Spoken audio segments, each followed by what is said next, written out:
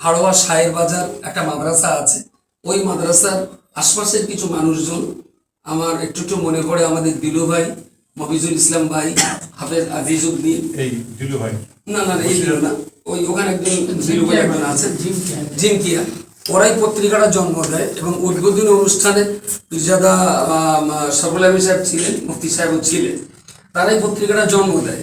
উদ্বোধনের দিন আমি ছিলাম না, আমি তখন পত্রিকা নিয়ে সবাই সবাই বিক্রি করে দিতাম।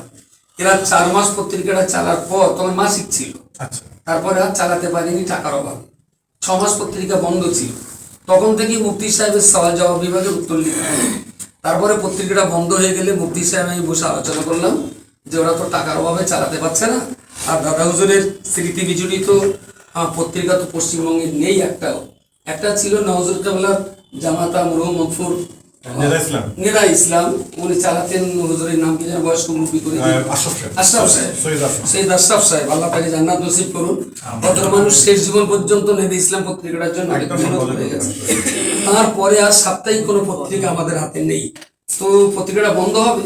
মুফতি সাহেব বললেন তুমি আল্লাহ বাসা করে দায়িত্ব নাও, দেখা যাবে।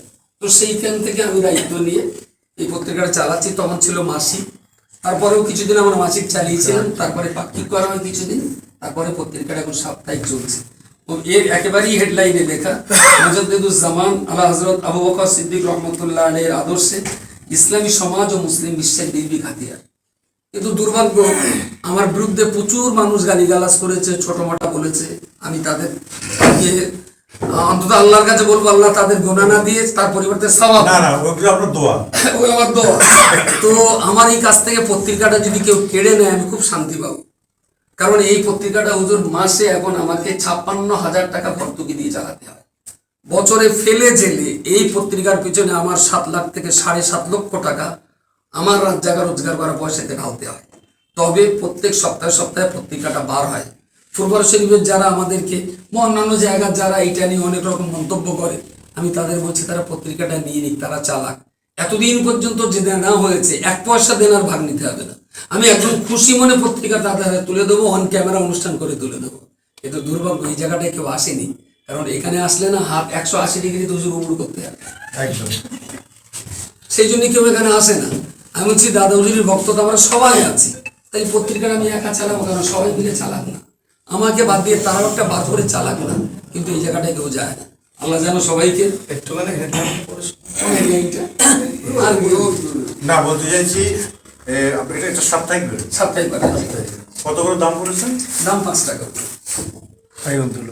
তাহলে আর কি বারে বেরোয়? রবিবার বারে সোমবার সোমবার। কত করে পিস ছিল? 5 টাকা। তাহলে 5 টাকা হলে 100 টাকা কত? 5 টাকা আমাকে প্রত্যেক সপ্তাহে কি দিতে হবে? আমার দরবারে পৌঁছে দেবে। আমি এটাকে আমি উস এবং জলসা যেভাবে করে আমি আমাদের 500 টাকা হয়ে গেল। আমি আমাদের কাছে 500 টাকার চাইতে অনেক বড় পাওনা যে দরবার থেকে এইগুলো মানুষের কাছে যাবে। এটাই আমার বড়। সামনের সপ্তাহ থেকে ঠিক আজকে কি বার? আজকে তো আছে কিছু দিয়ে দিল। তাহলে না আরেকটা কাজ করো, কত হবে? যতটা আছে দিয়ে দেন। আমি আসামে যাচ্ছি, নিয়ে চলে যাই। আলহামদুলিল্লাহ চলে যান। আসামে যাবেন কত? আমি 22 তারিখ। ঠিক আছে, আমি দুটো সংখ্যা টঙ্কা মিলিয়ে একটু বেশি করে দিয়ে দেয়, আসামে দিয়ে আসেন। আসামে দিয়ে আসেন, আসামের মানুষ পড়ুক। জি জি জি। একটা পত্রিকা যাক, আমাদের সিলসিলার পত্রিকা। বইগুলো অন ক্যামেরা